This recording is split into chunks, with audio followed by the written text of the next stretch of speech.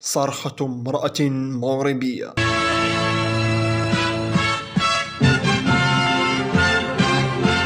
توم بريس، سلام الله عليكم. تداولت وسائل التواصل الاجتماعي فيديو جديد لامرأة مغربية الجنسية تصرخ في وجه غلاء الأسعار الذي أتى على إثره رئيس الحكومة المغربية عزيز أخنوش، ذلك في رفع أسعار المواد الأساسية وتكسير مردود الطبقة الكادحة لتعجيزها على اقتنائها بشكل يومي، مما أثار جدلا واسعا وكذا حديث الساعة في جل مواقع التواصل الاجتماعي. يا خالتي خنوش كنقولوا لك ضحك الشعب المغربي، والشعب المغربي ماشي سهل باش تضحك عليه. اليوم الشعب المغربي نزل كيقول لك لا لغلاء المعيشه، وكنا هذا الشعب المغربي كان كيظن بانك ملي غتاخذ الحكومه اولويات اللي كان عليك خاصك دير السيد الحكومه اللي ما كنتش عارف نوريو حنا، كنشوف حنا مستعدين نتواضعوا نوريو، كتدير احصاء وتصدق باب باب وتشوف الناس اللي عندهم اللي خدامين واللي ما عندهمش ما خدامينش. راه كاينين الاسره اللي ما فيها حتى واحد خدام، انت كتزيد في الزيت وتزيد في السكر اللي عندك ما كتجريش،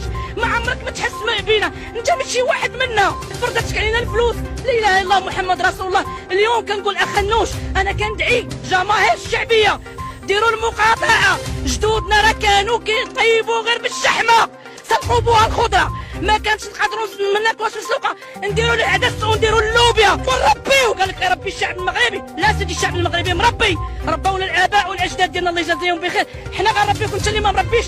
لقيتي تحيه للشعب المغربي وتحيه للإخوان. إن أعجبك الفيديو لا تنسى الإعجاب والاشتراك في القناة.